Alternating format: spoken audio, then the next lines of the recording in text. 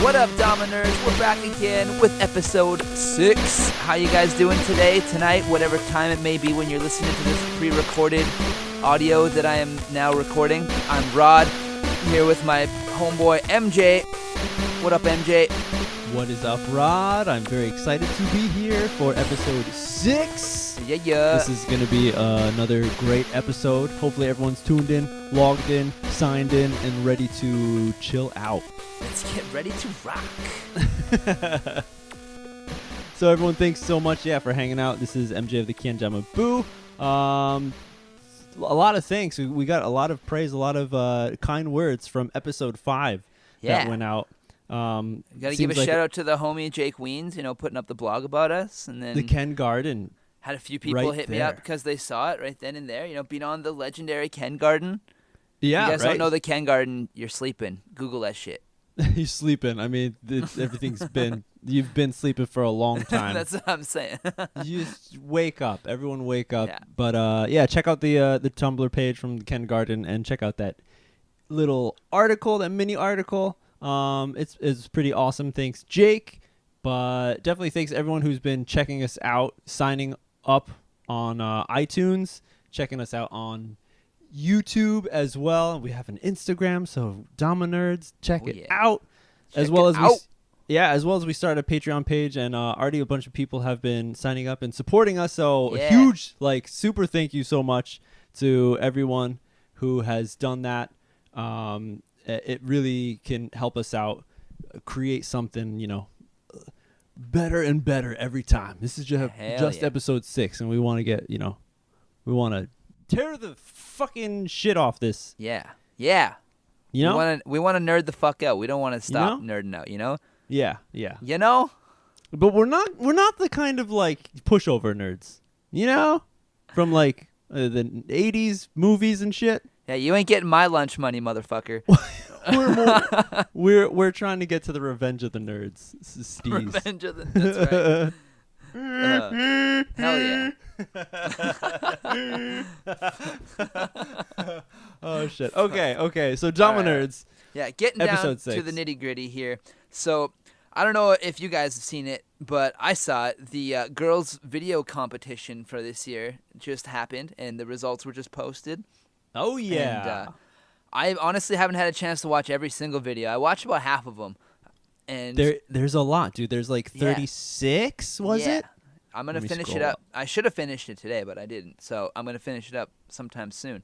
Yeah. But it's good stuff. I mean, congrats to all the ladies who the winners. Put the time into creating their, doing these tricks, filming them. Special thanks to everyone who took part on, I saw a lot of young kids. Dude, young many girls, cute young so girls. Many. Should I not say that? Cute young girls. Should I not say that? Cute young girls. Yeah, cute young girls, not cute in a weird way. Yeah. Don't make it weird. It's only weird if you make it weird, man. Don't make it weird. And so I'm sure I'm trying to get to, I'm sure a lot of their friends or family, their parents help them out with shooting and editing. So, that's really awesome to see it's that. Super awesome. It's just community, people coming together. Yeah. Right? So this is awesome. I think around the same time, right? Every year. Yeah, around the same time, yeah. Right. A group it's always of nice awesome to just girls. I really love the video contest thing. It's always just really cool because it's an excuse for people to make edits and just make a little thing, Right. It only has to be a minute, 2 minutes. You don't have to grind for 6 months on tricks. You don't you know what I mean? You just make something fun. It's a grind sometimes, but that's part of it, right? If it's easy, it wouldn't be that fun. You got to put in a little effort. That's true. Yeah, but it's nice to have a little influx of edits and especially from I like the girls contest because you don't see a lot of girls just shredding all the time, and maybe a lot of people a lot of girls don't put out edits, I guess, but there is. I don't know. I say that, but as I'm saying that, I'm thinking of all these girls that put out shit every day. Most of them Yui and Lisa Dama and even Yua and Misu and Rumina and Nonoka, they all put out more shit than I have this year than I have in the last 2 probably. But real edits on YouTube? More so on Instagram and stuff, but yeah. I guess they have edits too though, because They do, yeah, right. I've seen edits from like Noah and Yui, definitely the Chromettes. Yeah, well, I was thinking specifically Yui's Instagram too, because Yui's been on. She's trying to do 1,000 days in a row filming. Oh yeah, and she's at like I think she's close to 800 now. Man, it's insane. That's really intense. Yeah, for everyone who did 28 tricks later and like struggled with that, imagine that 1,000 days. Oh yeah. Think about 1,000 days. So next year, when 28 tricks later comes around, she'll still be fucking going. She's still gonna do it every day, the same as you. But she hasn't been bitching for how many years is that? It's like 3 years. That's 3 years. I'm horrible with math, but hey, around 3 years. Just over, I believe. But yeah, but with that, it's interesting that you say you like these video contests, because personally, I kind of think they don't suck, but I kind of don't like them. No, why not? Because people that have put out like videos, especially the people who are not, I guess it's good and bad. Now I'm thinking about it, second guessing myself. But it's like, at first I'm thinking like, it kind of sucks because a lot of the stuff can get just drowned out by other people, maybe sponsored players who are putting those videos out at the same time. You know, since there is such a big flux of edits coming in, dropping all at once. I see what you're saying. Like, I wonder how many people are actually going to the Facebook event page and watching all of them. Yeah, I don't know. Right? Or are you just watching like the people that you know, or just on YouTube, like searching? I feel like that's maybe the bigger part, is that you'd always see the people like that you know, or that you're your friends. You know what I mean, those are the people that you always like kind of want to support and check their stuff out because they support you, and that's like what it's all about, right? Yeah. But yeah, and it's always easier to find things that you know about rather than find someone new, unless you just have that all put on one page like it is, I guess. Then you can just scroll. So then I guess arguing against myself, like, that is the one good point, you know, again, creating the community, having this one place where you can now see all these people who entered in the contest, and if you feel so obliged to, you can check them all out. Hell yeah. And they're all together. But for me, I don't, like, they're definitely, there's a lot of good ones, but I just feel like I just wonder like how much of an impact like one sick video would be if it wasn't in the competition. I see what you're saying. Yeah, I don't know. You know? Like just a single edit, and you don't really make anything else regularly, you mean? Yeah.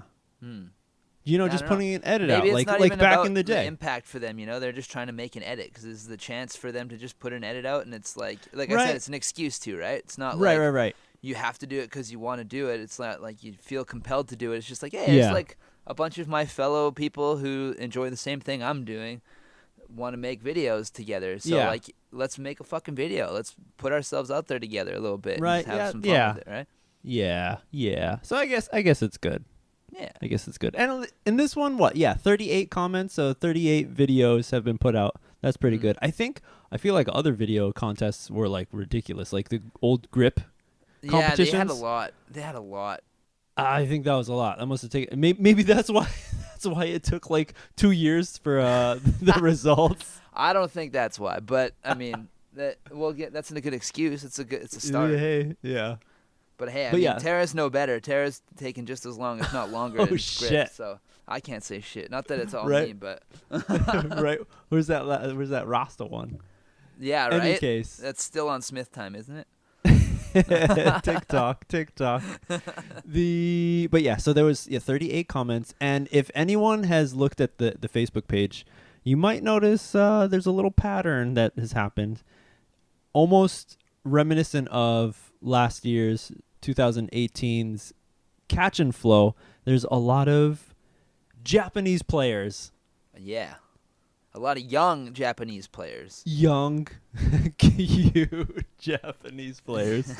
I mean, in this case, it's all girls because it's the girls' contest. Yeah. But there's cute Japanese boys who play kendama too. There are plenty. Yeah. A lot of little shredders that are like actually way too good for how big their little hands are and how they've only been playing for like a year or two. And I'm just like, what are you doing? Like, oh man! But then with their little hands playing a standard or even like a 2+ kendama, what isn't it like us playing double XL or something where it's like, oh, all the bouncing points are like super huge, so I wonder. I land don't know. pretty well, you know? I wonder. Yeah, I mean, they're just used to being more delicate, so like that is like maybe, I don't know. There's only one way to find out. We got to Rick and Morty this shit and shrink ourselves. Be fucking. I'm Tiny Rod. Oh no, Tiny Rod. There's a whole bunch of jokes in there, but anyways. So speaking of like little kids, there's like the one little girl. Her Instagram is Ayumaru, little Ito.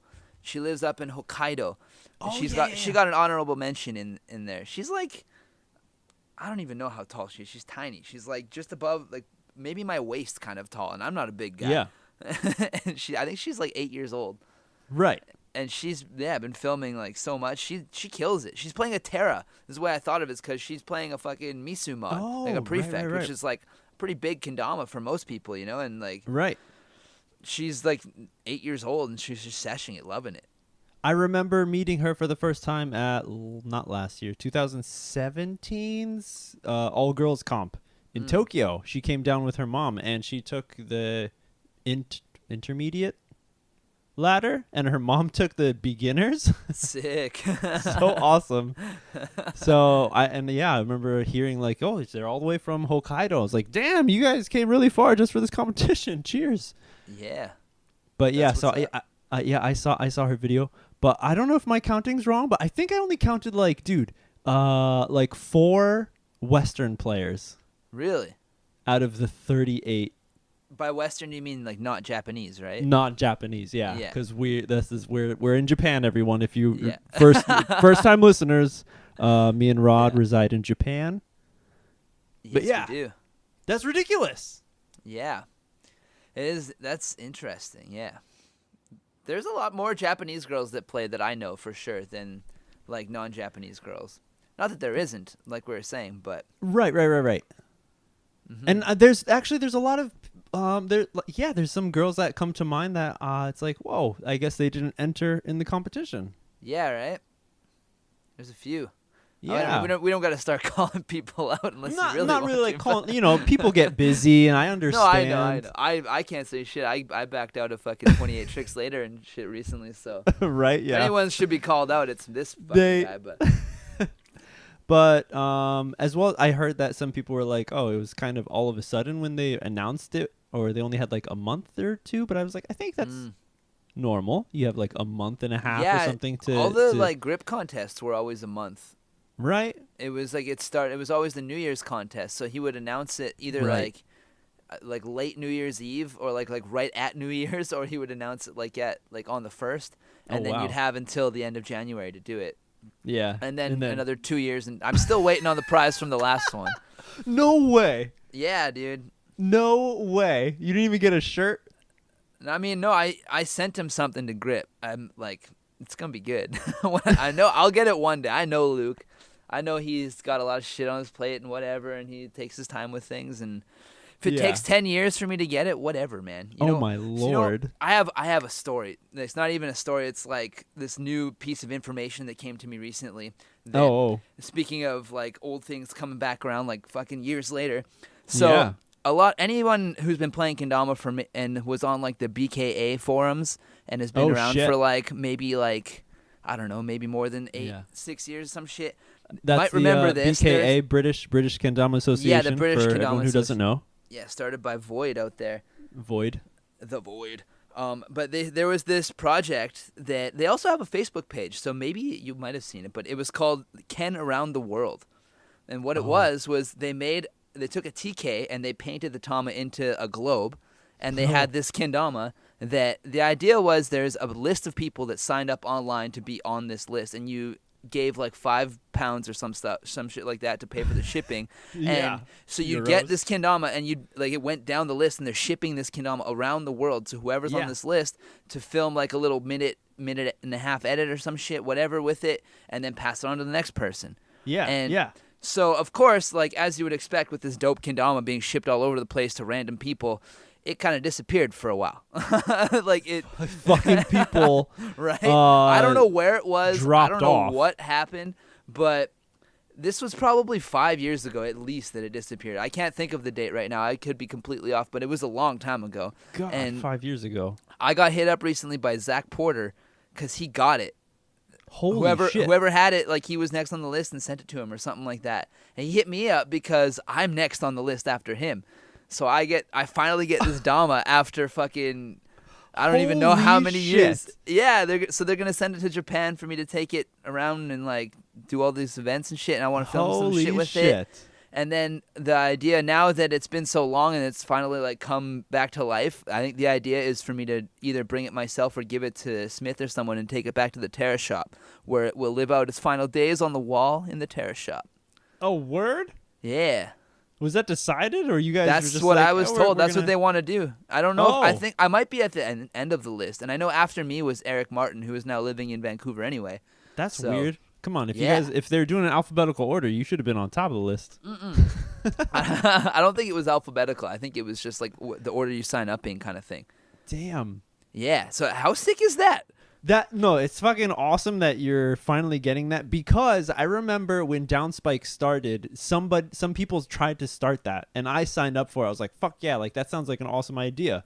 And of course, same deal. I don't know if it's still going around. Like even the post seems like it's dead, and the person just didn't send it out. It's like, what the fuck, guys? Really? That they did that on Downspike too? I didn't see that. Yeah, but it's like, what the shit? What? Like, how really? How busy are you that you cannot send the kendama back out? Or how catchy are you? That's Japanese. How do you say that? Are you sketchy? Cheap. Yeah. Are you to not send it out to the next person? Yeah, dude. I'm looking at. Oh my god, I'm looking at the fucking Facebook message now. The message I got before this one from the Ken Around the World group was January 24th, 2013. 2013. That's how long this has been going for. How old was everyone in 2013? I mean, not too long ago. But for that Dama just to be floating in limbo. And then, okay, so my next question is, were people supposed to, because with the Downspike thing, I think it was like, film like a really quick one single banger line, and then they were going to send it to one person to just put it in a huge compilation video.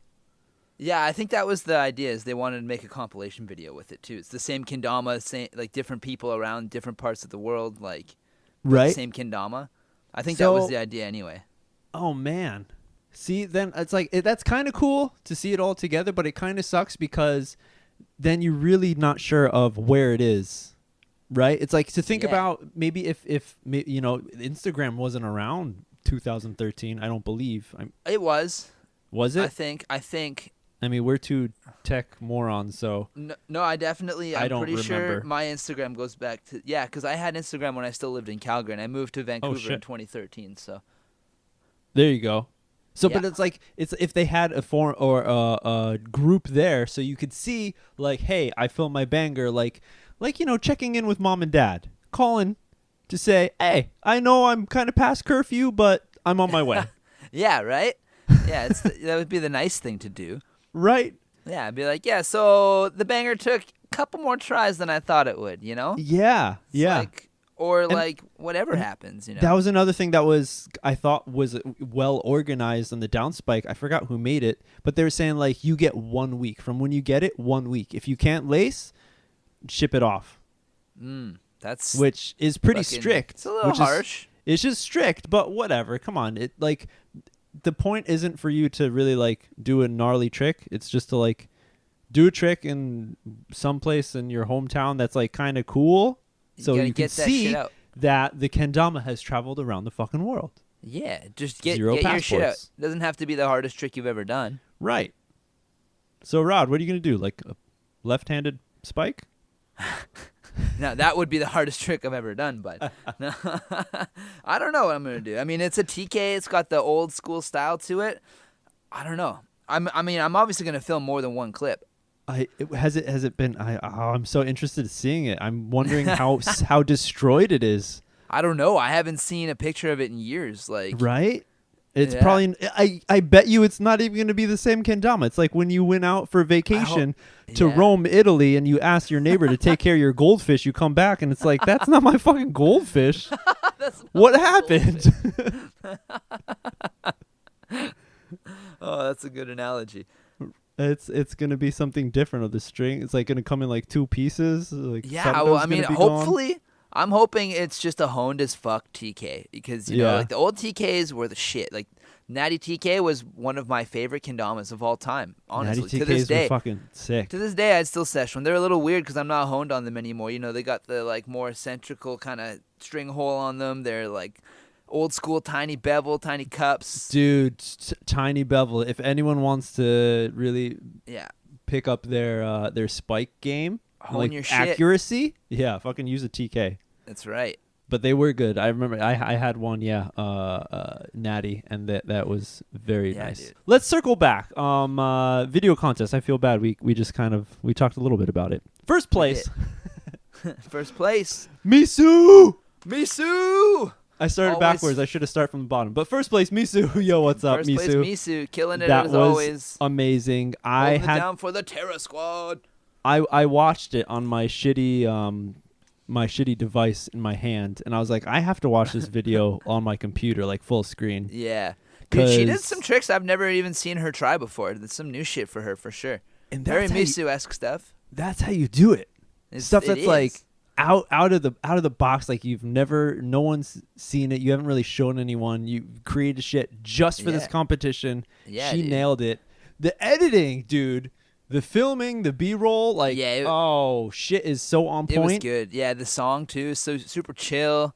Oh, and that was one thing that got me so much. Watching the other videos, and it's all, like, up-tempo, like how normal kendama videos are, but hers is, like, everything slow-mo. Dude, the other one that was similar to hers, actually, was Rumina's. Rumina did it all in this little coffee shop, Emma Coffee. Yeah. Is actually, funny enough, a spot that Zawa goes. I think she did it with Zawa maybe because Zawa goes there to do work all the time. It's like a half-hour, 40-minute drive from his house, and he drives like it's just outside of Omegasaki. I go there with him every once in a while, and so he drives out there so that he can think while he's driving. That motherfucker loves to drive. He drives so much. That Zawamobile. Oh my god, dude, he fucking lives in it. He does. It's a little upsetting. I'm about to live in it tomorrow. I gotta drive to Omegasaki with him from. Matsumoto. That's a good, what, like 5 hours? He doesn't like to take the toll roads either. He takes the long way. Oh my god, are you kidding me? No, dude. Would you expect any less from that motherfucker? My hand is but in anyway, my face so right now, I got us off track. We started talking about fucking Zawa. He's always fucking everything up. That fucking bitch. So Rumina, Rumina's honorable mention. Also really sick because she had the chill vibes as well. Same like kind of like chill, jazzy kind of music. She's in a coffee shop, but she's like making coffee the whole time. Like she gets behind the bar and she's like busting the beans up, puts it in the machine, pours the cups, does the little tap of the fucking milk after it's steamed. You know, like pours the cappuccino. It's good. I'm sure Ken Garden was fucking loving that one. Oh yeah. All those rinds, those coffee rinds. Rumina fucking tricks in there too. Rumina's fucking gnarly.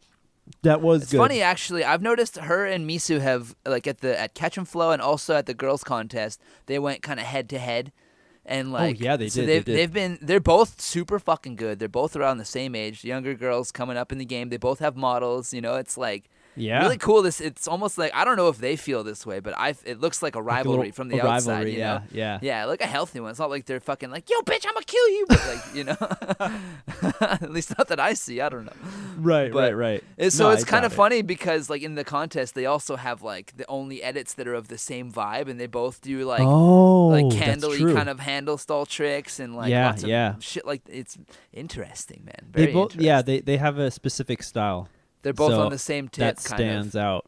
Rumina's a little more juggly, a little more, a little faster kind of shit, and Misu's a little more tech, like stally. Right. But also both of them are very similar, both very skilled. It's fucking cool to see. Very cool nice little, fresh, lovely little rivalry right there between two young, budding kendama prodigies in the making. Right. So awesome. And they're both from the Kansai area down near Osaka. Yeah. Are they both in Osaka? I know Misu's Osaka. I don't know where Rumina's from. Misu's in Takatsuki, and Rumina is in the part of Osaka where nothing but kendama is, I believe. Oh, okay. Which I haven't been to. I fucking have it on the tip of my tongue, and I can't remember what it's called. I always do this with Japanese names. It's hard to remember all the shit. It's all right, dude.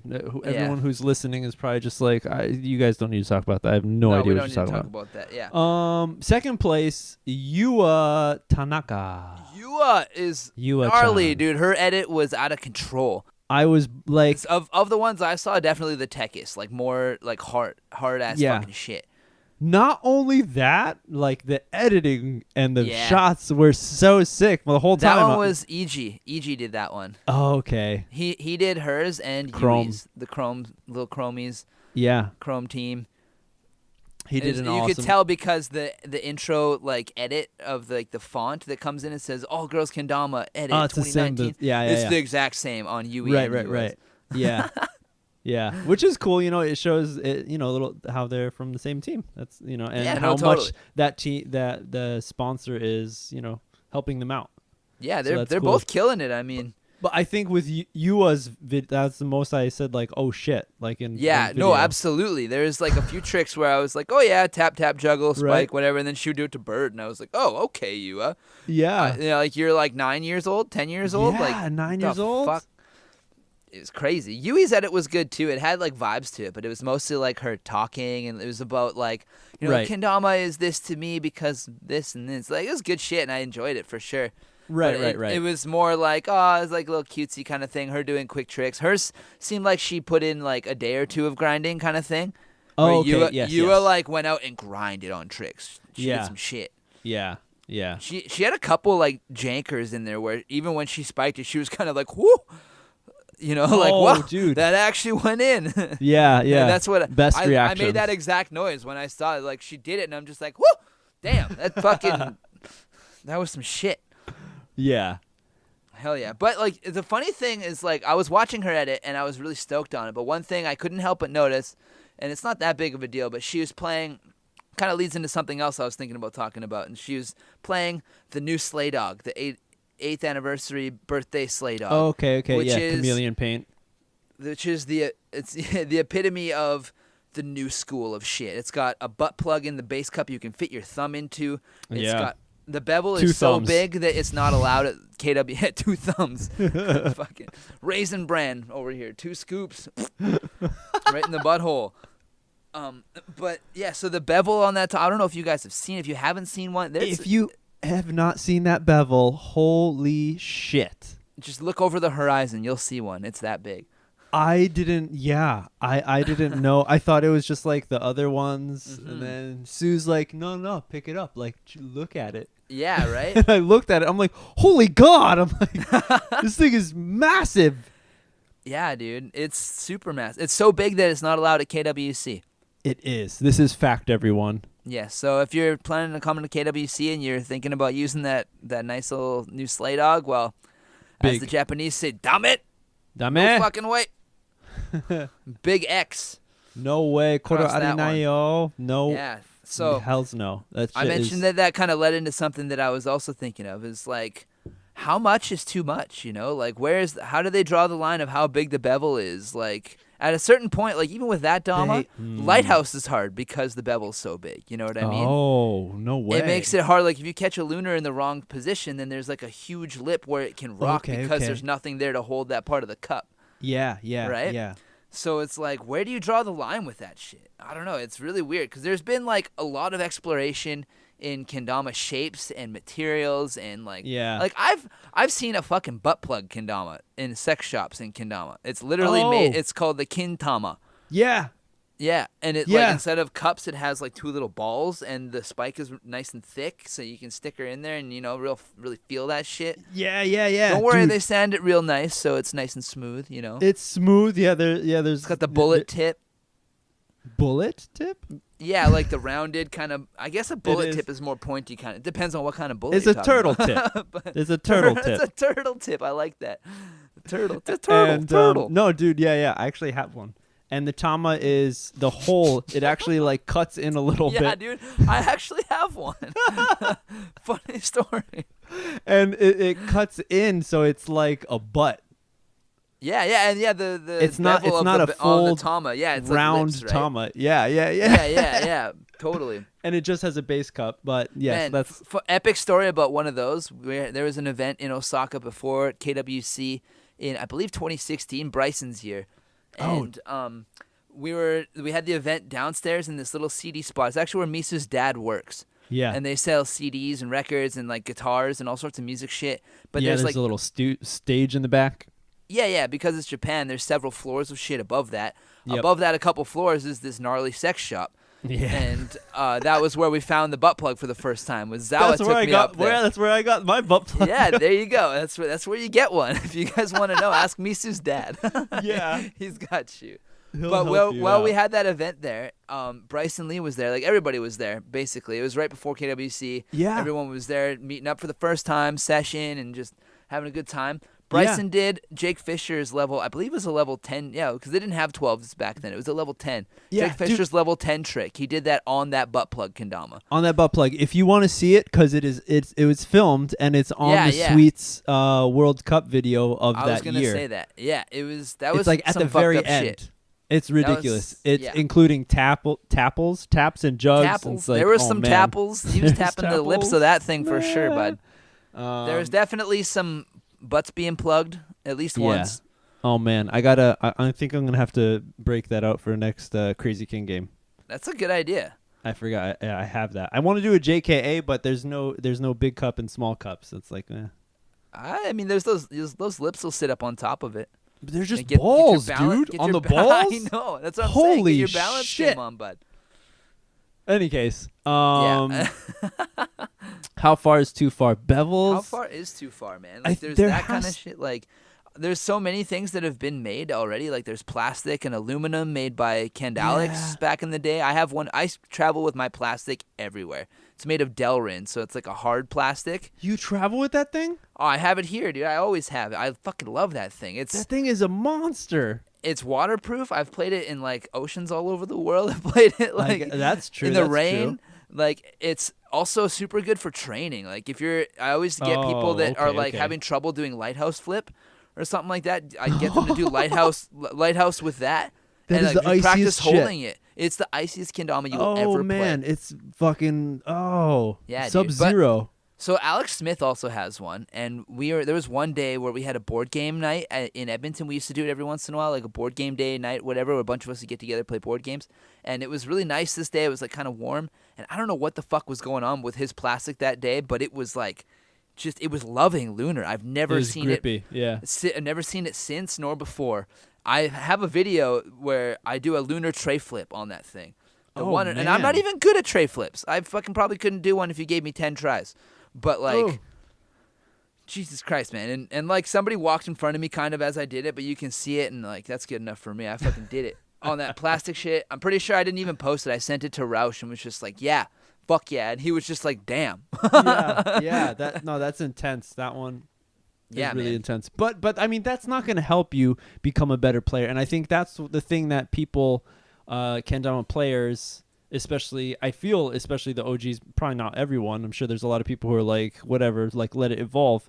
But that's what we see, and we're like, if it's gonna help you get the trick easier, then that's cheating.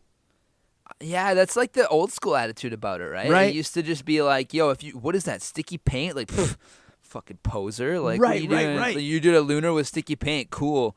Why don't you just put it there? Why'd you put while they're pulling up, right? Yeah. Like, that was kind of people's attitude for a while. Yeah, I mean, I heard that's why, like, JKA dropped Kazuma Iwata-san because the paint was too sticky. Really? I'd never heard that reason, but... maybe that was one of the reasons, but that was something, and, so for them, sticky paint wasn't cool. For me, I remember finding sticky paint from the Kendama USA, the first set of pro mods with the Animal Spirit series. Oh yeah, with the rubber paint, silk paint, yeah. And I remember when I got that, I was like, "Holy shit!" Like, I flipped out because I was just using an Ozora before that. Like, that's all I had. Oh yeah. Shit blew my mind. I feel you, dude. It's like the first time I saw a sour mash Dama. Yeah, Fucking, and then, that was the first sticky shit for me. It was sour mash. Yeah. And like you fucking did a lunar on that, and it was like you, man. I almost shit my pants. I was like, I did not just do that easy. What the fuck? Exactly. So it's like it's interesting, yeah, how like some people, like for me, like I'm definitely down with sticky paint, but then it's funny because like there's now paint that's out there that I'm like, this is too sticky. Yeah, that's a thing for sure. Right? It's like you can't even like a pull-up lighthouse, or not pull-up, one-turn lighthouse. Yeah, if you catch it like at a weird angle, like it's so sticky that it fucks with you. Yeah, that's the thing. Is like it's kind of like what I was getting at with the where's the line and like how much is too much with this shit is like there's a point where it actually doesn't help you. You know, it's when you try and make a Dama like really good for lunars and you take all the weight out of the base cup and you make like a really heavy Cerado. Yeah, it's super sick until you try to do a gunslinger. Right. You know? Or vice versa. If you make it really heavy so that, and like the spike's really short so that it just fucking slings like you're fucking. Like your Brian Hansen? Yeah. Yeah. You know, or your Brian Hansen. Yeah. Dirty Fingers McGee. Yeah. But yeah, like then you're not going to be able to do lunars as easy. It's going to have that big gnarly lean to it. And so there's always like that give and take, right? It's the same thing like I was saying with the bevel being so big. There's like a more of a tipping point for a lighthouse than lunar. Okay. Right. It almost like you're almost choosing which tricks that kendama's good for by like which attributes you enhance. You know what I mean? That's definitely true, and I think like in the past that was pretty much it. It wasn't so much the companies making it to be slinger Dama or lunar Dama, but it was just like I got this Dama, I got this except for GT. That's why they were so revolutionary. But yeah, it was like you got a kendama, and it's like, oh, it's the base cup is super heavy, so this is going to be my slinger Dama. That's where I'm going to practice slings, you know? And that's why you have so many. Yeah, right? Yeah. That was the excuse why you could get so many. You weren't expected to be like, yo, this Dama doesn't do every trick like really fucking good. This is a piece of shit. Like, I'm going to flame these motherfuckers online. I'm going to send them emails. I'm going to fucking, you know, like. Yeah. But now I think a lot of companies are trying to make the perfect, the prefect kendama, right? Yeah. That can be all around such a good kendama. And I think every company kind of has that. Yeah, absolutely. I feel like they've achieved that without going too much overboard. Just big cups. Yeah, like that's kind of where it's at. Is like everybody's kind of figured out their own formula to get to the same kind of plateau. Not even a plateau. I hope it's not a plateau. I'm sure it'll evolve at some point, but right, maybe for a little bit, there'll be a little plateau to the same place. Plateau is the wrong word. My bad. Oh yeah, but we're all kind of in the same place of like, you know, we have like a really honed Dama, whether it's like a little bit more like a little chunkier, a little skinnier, a little like longer spike, a little shorter spike, like. Everyone kind of has their own style about getting to this same place is what I'm getting at. Yeah. So we'll get there, but what's too far? I don't think there's anything that's too far. Yeah, I mean, that's kind of what I'm getting at. It's like when you go too far, like the kendama kind of tells you, you know? We're back to where we started, where each one was good for something and bad for another. It's like right. How do you feel about string length? I know you've said in the past, like, you know, that's plenty of times in the past. Same kind of thing. Same kind of thing, man. Evolution, people's doing juggles, and you want to, get better at your juggle game. So if you want to do a lot of juggle tricks and like multiple spins and shit, you want that string to be as long as you can hold your arm up away from the ground, you know? Yeah. Because as long as it's not hitting the ground when you're trying to fling that fucking 24-turn airplane, then it's fine, right? But that being said, if you're trying to do a spacewalk trick or a moon circle, then you're fucked, you know? Or like some crazy string tension like Adrian Esteban kind of shit, you're fucked. Yeah. You know? So like there's also that. It's the same kind of way, like I was saying with the bevel. It all kind of has the same. Okay. There's you know, like once you get to a certain point, then it's like. But the same thing if you go too short, then if it's too short, you don't have room to manipulate all that shit. Right. There's always a good middle ground, and some people prefer a little bit more to the left, a little more to the right. Yeah, exactly. Like, you know, wherever you're cool. at. Right, because I think right now Kendama World Cup doesn't have any regulation on string length. I don't believe so. No. Right? That's fine. It's just the size of the kendama itself. The paint, nobody cares. You can use whatever kind of paint that you want. Yeah. I even remember one person. Should I call? I don't know. Should I call him out? No. Entering in Kendama World Cup. I mean, they were like not gonna win at all, so it doesn't matter. They had like no chance, but they had bolts in the kendama, so lunars were like super easy. Like in the sarado, yeah, to add weight like to it. In the cup? Yeah. Like What? bolted into it. Really? And like normally That's like interesting. this person was horrible at lunars, like almost as bad as me. But with the bolts is like magic. It was fucking hilarious. That's interesting because that's actually a rule in KWC too. Is you're not allowed to like add things to your kendama. Like things can't be on it. So I don't like. I mean, a screw. Like I don't know because that's an old Japanese thing too, where you put a small screw in the opposite side of string hole to hold the sarado from sliding up and down or whatever. Yeah, right? yeah. It wasn't no lunar tack. It wasn't. Yeah, no lunar-tack, no sleigh bands. Like nope. Oh wow! But in any case, so yeah, they probably cracked down on that. But then bevel size, that's something that they check now. Yeah. How big the bevel is. It only really affects spike tricks. Like it helps for birds and shit, but only if you lick the fuck out of it. I find. But what happens if you have the bevel grinded? What do you mean by grinded? Like a rough finish on it, kind of thing? Yeah, I've heard that there's some people who will do this to their tama holes like almost right away, and it's like, yeah, birds will just lock on. You get a quarter. I think it's a quarter in the States. Oh, I see. Yeah. And it fits perfectly inside the bevel. I guess it depends on what you got. If you got the 8-year, it's not going to work. You need like a silver dollar. You need the KROM coin.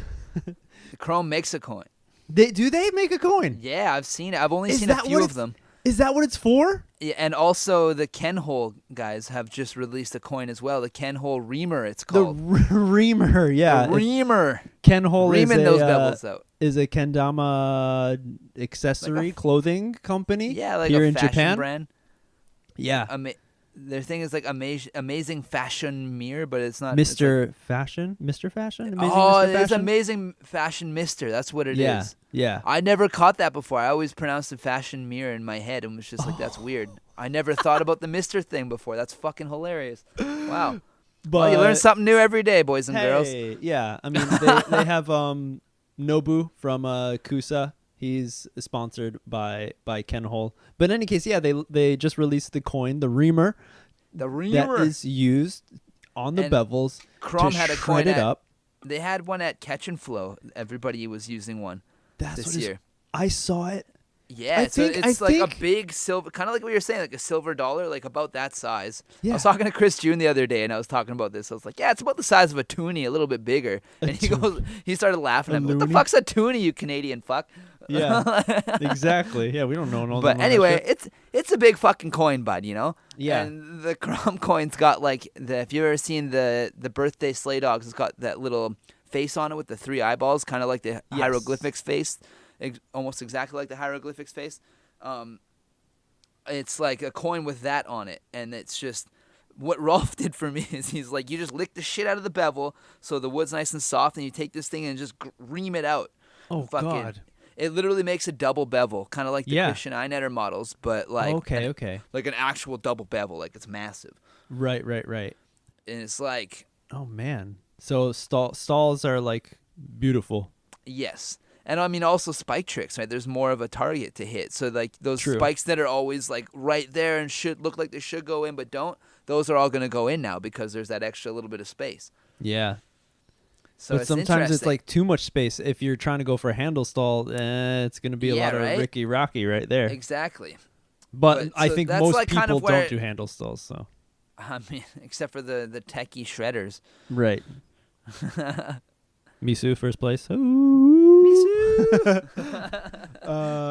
But yeah, so would you do that? I wouldn't do that. See, I have done that for years, but with smaller coins. I've never done it with. Like, I tried the KROM coin. Rolf did it to my Dama at You Catch probably and Flow. did it when you were using like an Ozora and shit, though. No.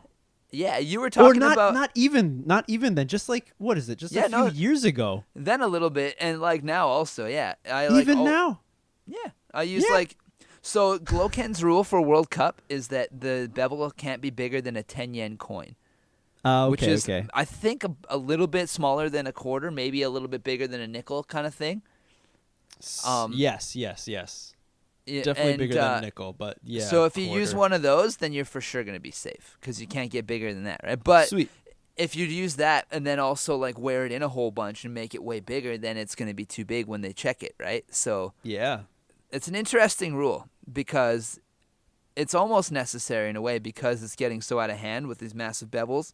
Right, especially those birds, man. Like there's all those bird tricks in all the different levels. That's like kind of what I'm saying, yeah. So, but like at the same time, that also deters your lighthouses, as like I was saying too. So it's like, I don't know. It's an interesting line to draw. Yeah, but I don't. It probably wouldn't hurt so much on the lighthouse. You just have to cock there's technique to it. Yeah, right. Absolutely. Yeah. But and those birds. That's why they made the rule. Oh man. Right. Yeah. So, dude, I don't know. Would you think it would be okay for if you went in and like you only did tap and juggle tricks and you went in with no string? I mean, absolutely not. First of all, every trick starts from pull up something. You don't start with it in the tama hole. That's true. So never mind. You can't, right? Unless you're gonna start with like the ken on your foot and like kick it up as your pull up and count that. Right, scooping goldfish. Which I mean, if like at some point that's gonna be the only way to get like the crazy ass juggle tricks that people are gonna want to do. Like if I'm gonna do like 10 times ken flip juggle, 10 times ken flip juggle spike. Yeah, you're never gonna get that with a string. Yeah. But I mean, that's true. It probably wouldn't get that. I bet you, dude. I bet you this year. Can we do some what is it called? Socrates, not Socrates. Kind of what the fuck is it called? God damn it. Looking into the future. Let's peer into the future and try to guess. You mean Miss Cleo? Miss Cleo. No, Miss Cleo. See what the future holds. I'm going to assume because right, you can all the taps and the juggles like they've been there. I bet you there's going to be some multiple-handed stuff in this year's Kendama World Cup. Some lefty shit? Throwing in lefty righties going back and forth. I believe there has been in the past, if I'm not mistaken. Oh, really? But maybe not. There's going to be more then. There's going to be more. I think you're right. There's definitely going to be an influx of it, especially with like 28 tricks later just happening and like I mean, also that just happened and like the deadline for World Cup tricks is kind of already over. So is it? Oh. Yeah. Oh, no, yeah, that's right. I remember seeing that post. Yeah, so I mean, maybe it won't be till next year. Maybe it'll be behind. I don't know. Hey. But either way, I see what you're getting at, and I believe. I also believe the same thing. Oh man. Because that's been a trend lately. There's been a lot of lefty, or there's also lefty players, so a lot of weak hand shit. We should say, right? Oh, that's true. Weak hand? I don't know. What? How else do you say it? Switch. Switch, yeah. It's like skateboarding lingo. Yeah, switch tricks. I like that. Yeah, I usually just say lefty, but then not everyone's lefty. But then you hold play on a lefty player. To go back to the coin thing. Those KROM coins. When I first saw those, I thought they were chocolate coins. Chocolate coins. Because remember back in the day they had the licorice. They had the licorice hard candy. Yeah. I thought they were gonna do that again. Like here's like a KROM snack. Oh, I see what you're saying. Yeah, those chocolate coins. Those KROM.DK candies. I didn't know they were actual coins. Yeah. Yeah. Damn. Those ones that only Europeans like. That's funny. I wish it was a chocolate coin. Some of that dank fucking Danish dark chocolate. That's what we want. Yeah. Get on it, Torquil. Let's go, bud. In any case, congrats to all the girls video competition entry people, everyone who supported, and especially the people who threw it, made it happen. Right? Yuka, Haley. I'm sorry if I'm missing anyone else. I know Kristen. And Steph were in as judges. They all put it together, but yeah. Awesome. Maybe I believe Darlene might have been involved. I don't know for sure though. It might be speculation. Sorry if you are, Darlene. If you're not, I guess I'm sorry too. No, I don't see your name. I'm not on sure. Here. No, I'm not looking at it, so you'd know better than me. Yeah, I don't see it. but it's kind of cool though. I like the contest thing, like I said, but it's interesting because nowadays there's so many different Dama forums and different ways to get in touch with different kendama players. Yeah. You know, so like we were just talking about how this one's on Facebook, on the FKC, the Facebook kendama community. Right. There's also Downspike, Yes, which is an online forum if you guys have never heard of it. Right, yeah. Downspike.com, which is pretty sick, where it's kind of separated, but I mean it's all the same kind of talk, a lot of the same people, but seems to be separate at the same time, you know? So it's interesting because there's that one, there's also a Reddit group, which isn't very popular, and there's not a lot posted in there, but it's also there. Oh, wow. I mean, there's a Reddit for everything.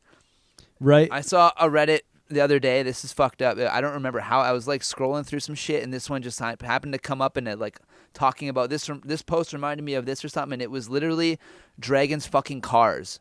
That's what it was like. r/dragons fucking cars, and it was just like pictures that people drew of dragons. Might have been dinosaurs. Either way, something fucking cars.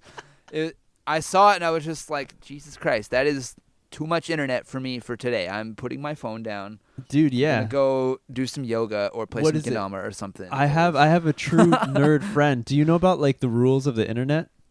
The rules of the internet. Do you know about them? Unacquainted. No. Dude, like I didn't know about them till my super nerd friend told me about them. Like everyone, we say we're Dama Nerds, but we're not actually. Like with the tech side of nerd, what a nerd would be. My friend told me about this shit. You give me a ball and a cup, I'll nerd out about it all day. But we're nerding out right now. Computers, yeah, it's another story. But he told me he's like, there's this huge list that everyone knows about, like from back in the day, and it's like 20 or 40 rules. It's like this is what the rules are of the internet. It's like it's made. And one of the rules, I forgot what it is. My friend was like, "Oh yeah." He's like, number 14. He's like, no matter what it is, a thing, a person, a character, real or fake, there is a sexual intonated something out on the internet. And I was like, what? I'm like, come on. What are you fucking, come on. So I'm like, I always want to be, devil's advocate. So I was like, okay, I'm trying to think of these things. I'm like, what else? I'm like, I don't know, fucking, in my brain, I'm thinking like banana, cucumber, eggplant. I'm like, fuck, no. And I'm like, okay, kendama. So he's like, okay, let me search kendama. Yeah, and there it is. And then you found the butt plug kendama for the first time. Yep, the butt plug kendama. But was the first clip you saw, was it Bryson Lee doing that, like fucking the kendama? No, it wasn't. In a different way? No. Because that would have been good. No. Someone's going to have to create that. But it was that, and then just like some anime like drawn chick with like, very busty and having a kendama, and yeah. But in any case, rules of the internet, I forgot how we got onto this. Reddit. There's anything, cars fucking robots, dinosaurs. Yeah. Cars fucking robots. That's probably on there too. But that's anyways, a different forum. Yeah, there's a lot of ways online to get a hold of other kendama players, is what I was talking about. They got FKC, Downspike, Reddit. There's, of course, Instagram, which is a little bit more loosey-goosey, and it's like the Wild Wild West. Every time you open it up, it reloads, and you don't know where the fuck you are, and it's like some crazy shit. Nothing's chronological. Nothing makes sense. It's all just a bunch of pictures and videos, and what the fuck. But there's a lot of good shit on there, too. There's, as we talked about before, there's the Tumblr shit. Like the Ken Garden and deal with it. Blogs, deal with it. Have some good blogs going. I know Sweets. I don't know if they have. I haven't seen anything recently. Like we were just talking about. I don't go on Tumblr, but I know Sweets does have a Tumblr that they used to post on regularly. I think they only do it on their website now. Oh, okay. Right. But anyways, there's some Tumblrs. What else is there? I mean, speaking of the Sweets website, Josh did a cool article about the 28 Tricks Later. He interviewed kind of some pros and did a whole article about it. I haven't read it yet, but it seems very interesting. I read like little review things of it and what people posted about it. Yeah. No, that's awesome. That's the kind of like cool news content that should be out there, and it's super awesome that a big company is behind it and doing that. It's good. Hats off. Sweets is doing it hardcore. I just talked to Josh the other day, actually. We had a little Facebook call. It was good. I haven't talked to him in a while. Nice. It's a good dude. He is. Fun little side note. What up, Josh? What up again? Hey, Josh. Remember me? We met one time. Catch him. Ooh, another cool thing Sweets has been doing that They released that kendama in Target. So there's a Prime you can only buy in Targets across America. Yes. And it's $15 in the Target. So they had a thing they called the First Spike Challenge, where it was you could go into a Target and buy that kendama and then find someone in that Target or in the parking lot or something and get them to do their first spike and get it on video. Yep. And the winner got literally one of everything in their shop, one of every kendama. There's like 220 kendamas or something items, stupid right? like that. Yeah. Fucking crazy shit. But so that is since ridiculous. finished, That is but they ridiculous. also just started doing it again. Yep. But it's worldwide now, so it's not about going into a Target. It's just the first spike challenge. So it's a video of getting first spikes, which is fucking awesome. Hats off to the Sweets Boys for doing some good shit for the kendama world. Yeah. Getting some new people involved. That's what it's about, you know. Not only that, not just getting new people. I think the huge thing is that it's going to have people know what it is more than just a ball and cup. It's going to be like, oh, because there's a lot of people who are like, oh, yeah, Millhouse, Simpsons, Ball and Cup. I remember that thing. Yeah. But yeah, right? now, if people are going out all over the world to random strangers at like a park or something, be like, hey, you want to touch my ball? Then, they're touching the Ken. You want to touch my sword? Then. You got to earn that ball touching, but you got to touch the sword first. They'll at least have what experience and then get a little knowledge of what it is. So the next time they see it, they're like, oh, I know what that is. Exactly. And then the next person will be like, oh, I know what that, you know what that is? I know what that is too. It's like, holy shit. Oh, you never seen one of those things? It's a fucking kendama, bud. Yeah. What are you, fucking uncultured swine? You don't even know about this traditional Right. Japanese toy. Right. All these nerdy fucking Americans and Canadians are Yeah. fucking making podcasts about and shit. What the fuck? Yeah, it's gonna be something that grows slowly, but just like skateboarding, dude. Yeah, it's very reminiscent of the old back in the day skateboarding kind of shit. Just there's the internet to boost it, which is a whole nother fucking factor. Oh man, the fucking internet. Them fucking internets. Holy Toledo. But so there's with the internet that helps everyone a lot to be connected. I mean, it's really cool because everyone living all over the world can listen to us two nerds rabble about kendama from Japan. Right. You know. Yeah. So man. that's really cool, and all these different forums. People, let's be active on those things. Even just by liking more videos. You don't have to comment. You don't have to spill your guts out. Yeah. Just, quick little heart. Yeah. Or just what? But something maybe I kind of maybe a little less like flame emoji. Yeah. A little less than the just 3 is on flame fire. emojis. Tone her down. Yeah. Maybe some words. Maybe some words. Maybe would be nicer. Oh man, I saw the funniest thing. There's a post on the FKC about this one of the newer Legacy kendamas that's made from asada wood here in Japan from Gloken. Okay. Yeah. So it's a wood that is it's pretty sick. I really like it. It's kind of like birch-esque. It's a little bit like reddish, darker kind of than maple. Yeah. And it feels a lot like birch. It's like mapley, but more a little bit not soft, but It's kind of grittier. I don't know. It's hard to like describe birch, the feel of a wood, but yeah, like birch kind of. Yeah. But of course, the word asada. Yeah. People and all these American little millennial kids, asaded. So somebody posted about it, and there's just a fucking wall of just memes and shit of asaded and flame emojis and shit. So I just thought of that when you said the flame emoji thing. That kind of brought all that back for me. Yeah. It makes me feel old. Yeah, but, right? I guess that's what happens to everyone. Well, we're not that old yet, bud. Yeah. That's all we do. We get old. But, dude, we've been jamming for a while. I would like to announce that an apology to everyone who left their gracious questions when the last time we recorded. Yeah, we kind of fucked that up February a little bit. now. We fucked it up hardcore. Yeah. We again I state that we are not that great with technology, and we realized after we stopped recording that we're like, oh, actually I got 5 questions from different people. Yeah. Not and just they just one. kept coming after we finished, which was kind of cool that we waited because now we got a little more to talk about. Yeah, exactly. So let's go through them. Here we go, right off the bat. Philippe 615. Are rods hand turn damas his own shape? Oh, good question. I actually had this question once in a while.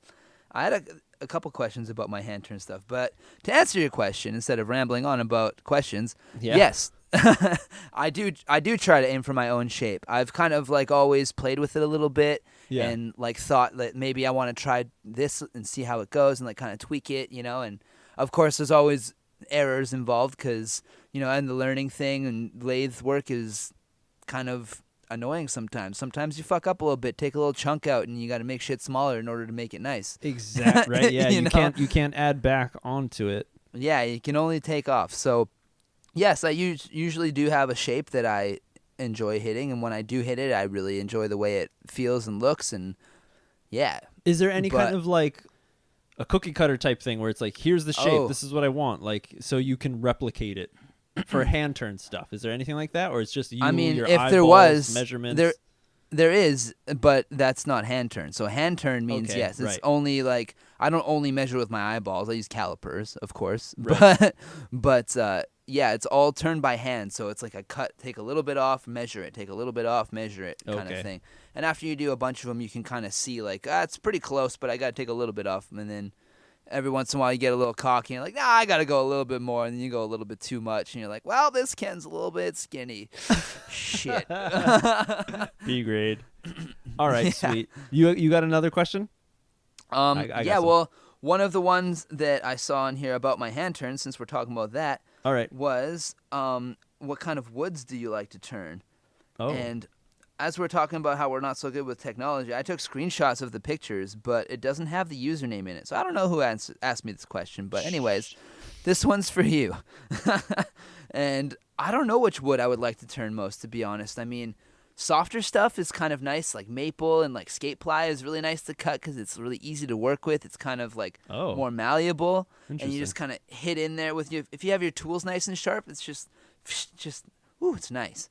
But it's nice. There's other woods that I like the finished product more of, like things like ebony and like purple heart and paddock, or like ipe or stuff like that, where it's really nice in the end, and I love the wood, the way it looks and feels and shit. But when you're turning it, it's hard as fuck, so you have to like really sharpen the shit out of your tools. Oh yeah, and it probably dulls like them way after, more often. Yeah, way more often, and it's harder to get a nice finish on. You have to take smaller passes. Stuff like that, and they make a mess. Like the woods are usually very oily, so like the shavings from it are very like sticky almost. Like when I turn paddock, it just sticks to you. Like it's fucking gross. You're covered in orange dust. Wow. When you turn paddock. Yeah. And ipe is another one too that I've made a little bit of, and ipe dust is actually super toxic and they can like kill you if you inhale a bunch of it. Hey, wonderful. Thanks. So there's some woods that you have to be really careful for. When you're working, or careful with when you're working with them. Yeah, that's crazy. Stuff like that. And that's why we wear respirators when we do wood turning. Because if you don't, you could fucking die. Man, I guess it's better than dying, but that shit looks like it's pain, like nass having to breathe that shit. Yeah, it sucks. Shit. Oh man. I know every wood smells a little bit different too, right? Which is kind of interesting, and like some of them smell really good, some of them you don't like so much. It's like I know Smith really does not like Zebrano. Every time he turns or someone turns Zebrano, he's always like, ugh. Like it just smells like Zebrano. Like ugh. I think he had a bad experience one time. I think if I remember, he like was covered in Zebrano dust for a long time or some shit. I can't remember the story off the top of my head. But yeah. But yeah, there you go. Long story short, he don't like that Zebrano dust. That's why you don't see not too many Zebranos anymore. That hasn't been many Zebrano Terras as of late. Okay. Sure. Here we go. I got another one. All right. Why do people prefer short spikes over longer spikes? From Happy Meal. Short spikes over longer spikes. So you can sling? Yeah, like I was going to say, we were just kind of talking about that a little bit, but we didn't talk about spike length as much as like Cerrado weight. But that's also a factor. If your Cerrado doesn't go down very far, then you have a little more weight on the base, and so it's easier to sling it. Right.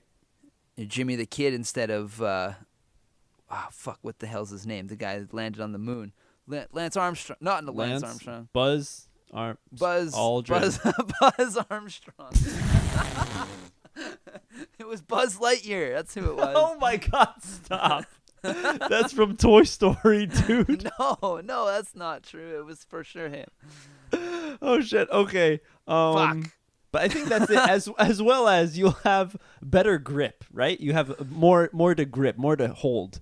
Yeah. Well, one thing, if you have a short spike and you want to do a UFO, it's kind of a bitch because you're holding the thing sideways without the Ken just sliding out of the hole. Yeah. Same thing as like if the bevel's super deep. That's and, like, true. It's hard if to like hang in there.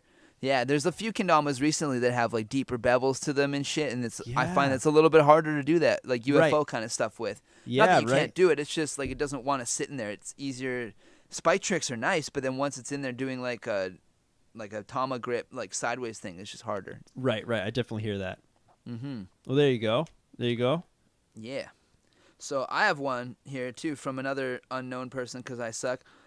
Is do you feel a difference in kendama as a community from 2011 to present, and if so, what do you like the most about it? Whoa, that's kind of a deep question. I like this specific year, like 2011. This person must have started playing kendama in 2011. Yeah.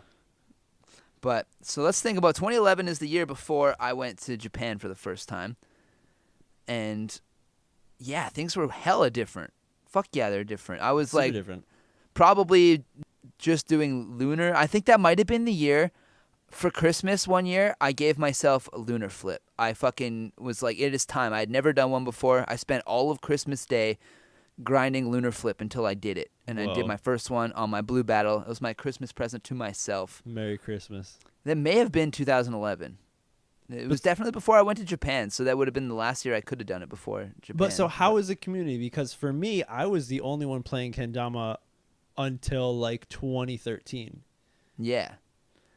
Yeah, I don't know. Like I was hanging out with the dudes in Canada, like Eric and Alex and Ben played back then, and like Evan Klein and a bunch of people. Was this before the Mustache Manor? This was after, actually. Or was it? Or it was around the same time. It was like right around the end of it. So it was just like a bunch of buddies, like roommates, who were stoked on it.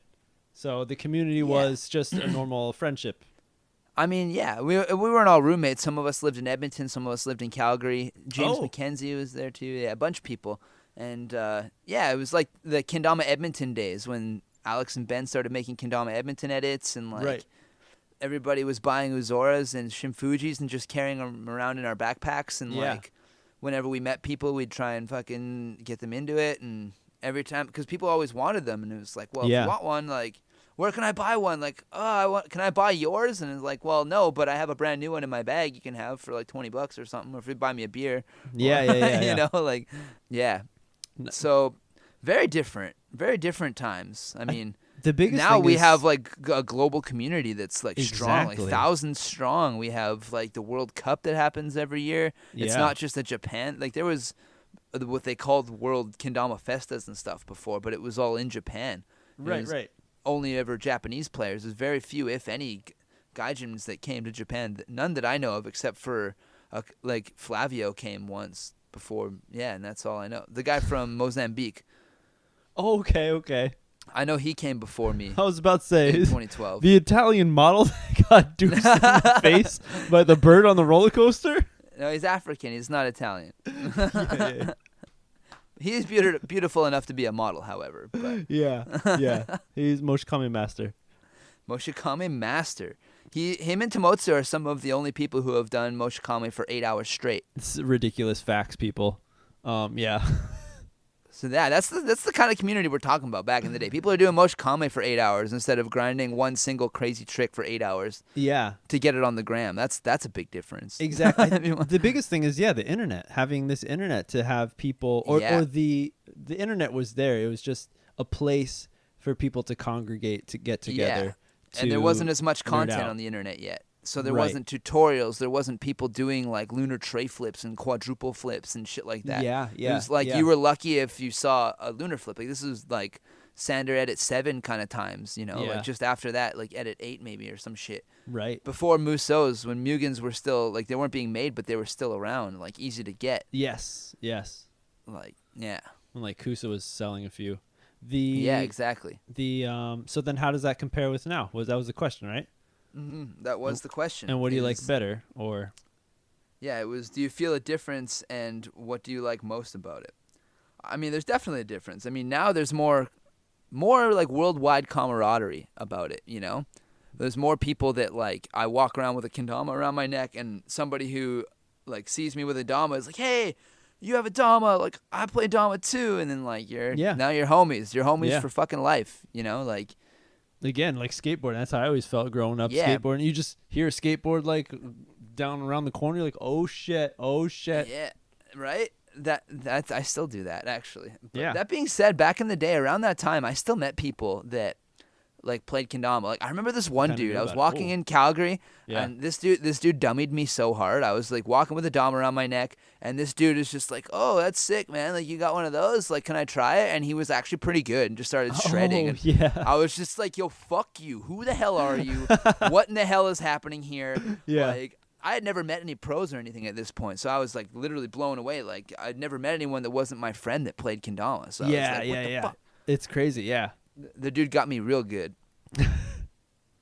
So I think it's good for me. Yeah, I started in like 2008, all on my own. This sad, lonely, long hair, just having fun during my work breaks, jamming. And then it was around 2013, 12 that I was like getting even more into it, and I found Ballard's edits and stuff, and I was like WKT, and I was trying to get my friends into it, and then I was like, oh, there's this thing called Kendama USA that they fucking make like sticky kendamas and shit.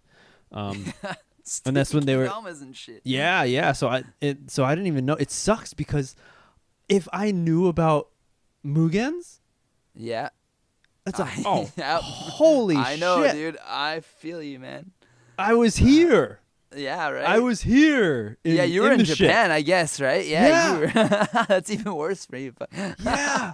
Sucks so much. And I remember like Akimoto like buying so many when Iwata was like, I'm going to stop making them.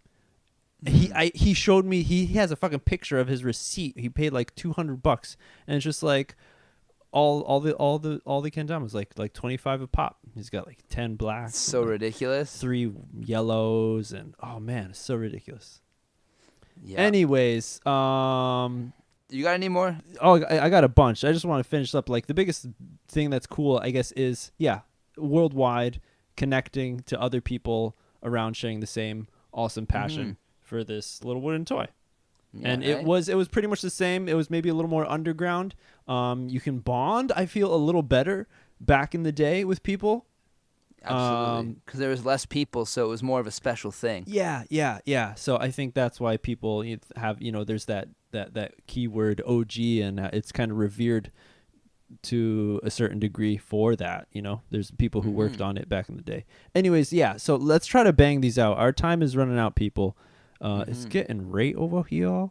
But anyways, okay, let's just go these. Sorry about it. Dama Drips, you should talk about how it is making the kendamas. How is it making kendamas? It's hard. Making kendamas. It's hard if you're doing it by hand, and if you're ordering from a company from China, it's pretty easy. No? Definitely. I mean, that's a good, answer. As long as you got the money to do it, that's all really. Yeah. Right? All right. Another one? So I got one that says, how can I get on the pro team?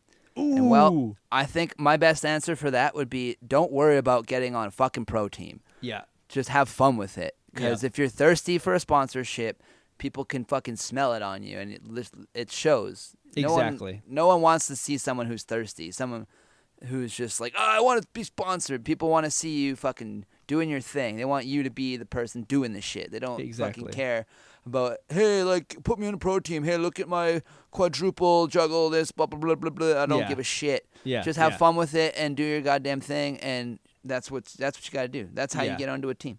And that goes for anything. We can. I mean, there's definitely different aspects of that. I believe than it just being good or asking about it or just like you said, just hanging out, enjoying it, and it will resonate with some people, and you can get somewhere. Definitely patience is a virtue, everyone. So 100%. Just chill out. And timing. Yeah, timing is huge. I'm lucky because I had good timing. Otherwise, if I started right now, there's no fucking way I'd be on a team. Totally. So, I'm not saying you're bad or anything, but totally. No, that's not what I'm saying. Go back, check out episode 3. Matt Sweets actually gives a little bit of his insight on that matter. Yes, he does. So check that out. Next one. Whoa. Dama Dreams. What was your guys' first Dama you played with? Then which one was your most recent one? First one is it wasn't mine. It was my company's. Shin Fuji, Keiyaki Red. Nice. That was mine. That was your first one or the first one you saw? That was the first one. That was pretty much mine. I actually stole it from my company because no one cared. Nice. I just played with it for a year, and I'm like, this thing's pretty much mine, guys.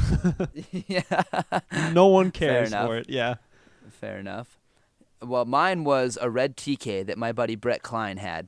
Yeah. And my first kendama that I owned was a sky blue Uzora that also my buddy Brett Klein gave me from the first time he went to Japan. He bought me one here and brought it back to Canada for me. Nice. He got you actual real one with a seal, a JKA seal. That's yes, he did. Killer. I still have it in a box back in Vancouver with the rest of my shit. Nice. And then most recent one? Most recent kendama? I mean you're I'm assuming a Terra. I mean, yeah, I have a box coming my way actually of some fancy new Terra Pro model prototype shit. Oh, but what you really want to be psyched about is that fucking World Dama that's coming your way. That's there's also that. Yeah, I mean, that's gonna be the recent one for me. I'm so hyped on that. Actually, I still can't believe that resurfaced after all. I saw the message and I was like, no fucking way. Yeah, right. April Fool. It's not April Fool's yet. It's too early. Yeah, I thought it might have been. But no, it's real. For me, Sulab, the sync is one that he gifted me. So that's my most recent one that I got. It's pretty. It's a jammer. It's a good one. Nice. So that's the most recent. You got another one? There's so many. Let's just rip through these. I actually don't have any more from mine. I think that's most of. All right, that's sweet. all the ones I screenshotted. So you fire off a few. Boston what do you guys know about the history of trick invention / naming? That is interesting. I mean, we're going to have to call up JKA for that, but I'm assuming JKA has the handbook. I mean, the one thing I know for sure about all of that is it's hella confusing because people are always coming up with new shit that haven't seen shit before, even though it's actually been something. It's like, and the naming is just kind of like whoever kind of gets it done first, right? you know, and like gets it out there. Great example, Sweets Special. Sweets made that shit. I was gonna say another good example is you made that shit. Sweets. Oh, Sweets made this. I thought you said I made this shit. I was like, what? Whoa. Okay, good. But anyway, another good example is around Canada. There was never really an around Canada trick, so me and Smith kind of came up with one. Yep. And there was another Canadian kendama player that we had met, and he was like, yeah, I came up with around Canada, and we were just kind of like, yeah, no, you didn't. After you guys made it?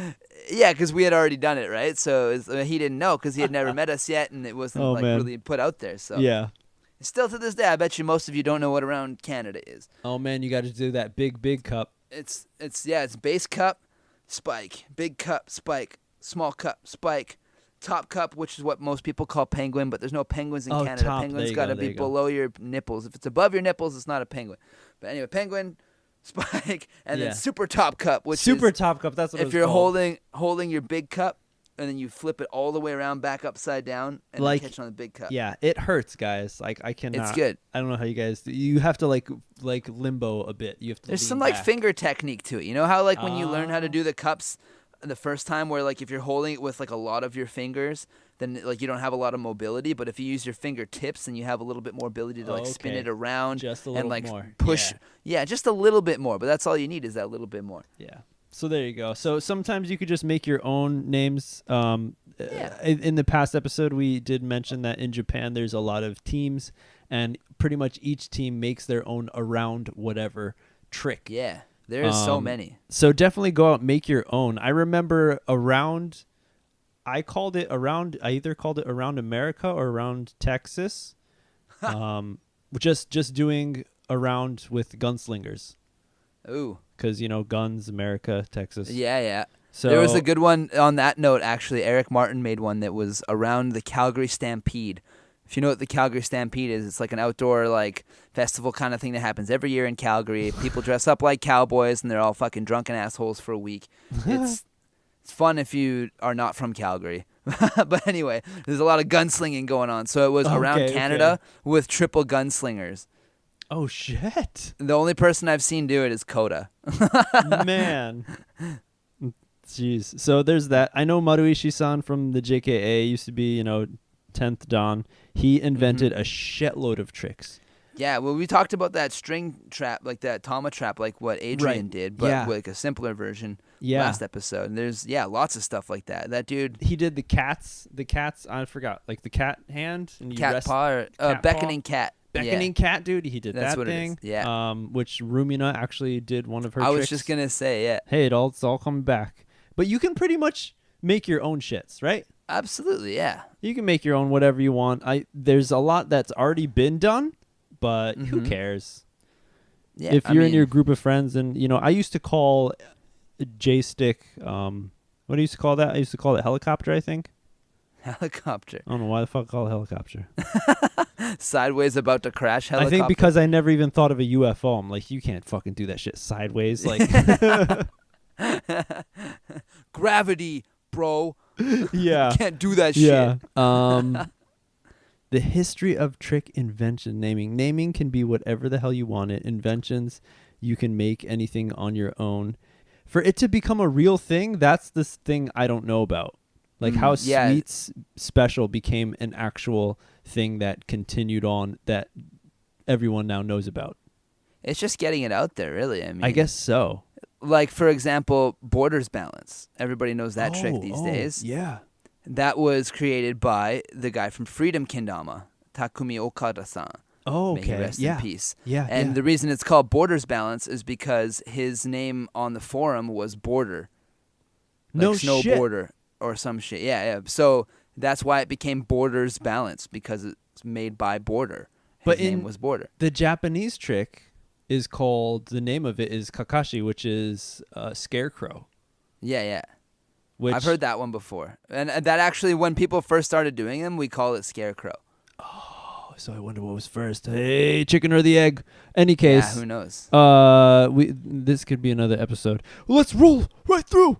I got so many more. Yeah, little extra nerdin' never hurt anybody. Little extra nerdin'. Oh, from the man himself, the Ken Garden. What is one thing that Dama replaced in your life? Coming in heavy, Jake. That is heavy. Whew. For me, it's kind of skateboarding, which is unfortunate because I was just talking today about how I miss it, and it's a lot of fun. And I wouldn't say it's completely replaced it. It's not like I don't do it anymore, but I definitely don't do it as much. Right. And yeah, good old skateboarding. I don't know what it could be for me. It's either playing the guitar or video games. You've talked in the past about how video games was a thing that you kind of stopped because of kendama. Yeah. So I'm definitely happy about that. I have so many like video games that I bought like 4 years ago that I have not even opened. I'll send them my way, bud. I still sesh. But that, and so I have no problem with that, but I'm sad about not playing my guitars.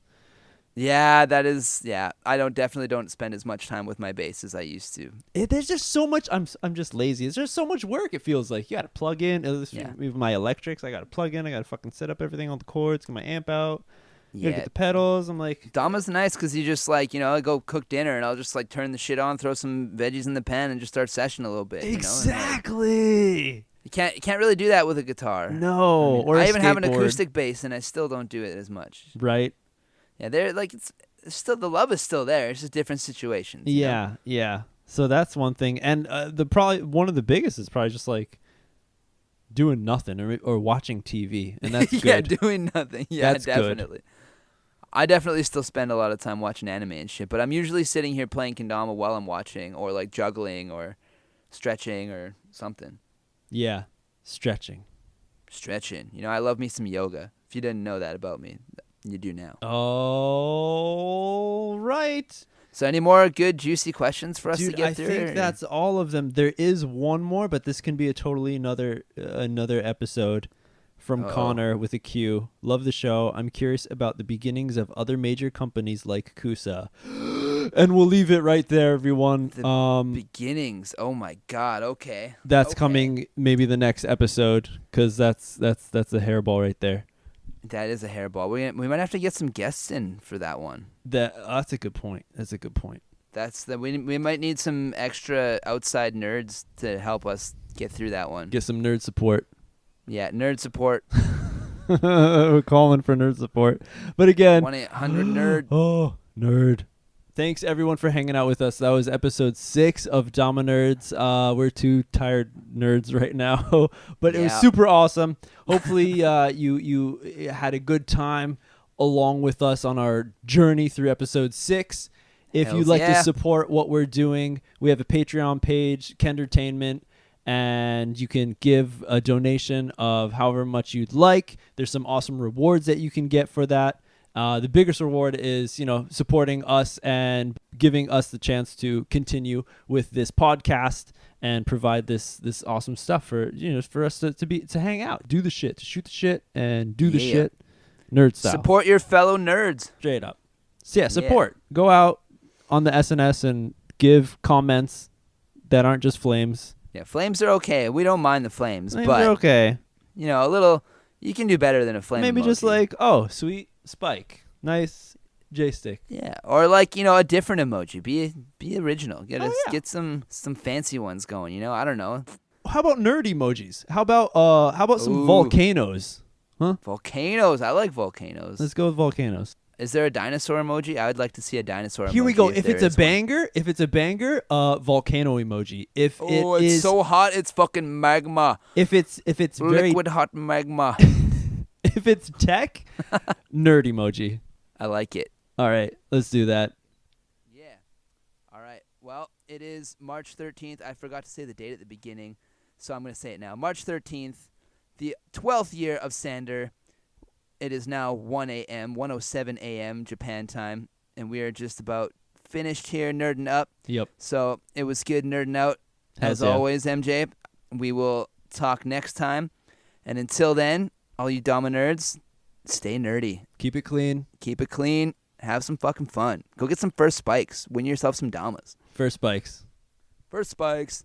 All right, nerds out.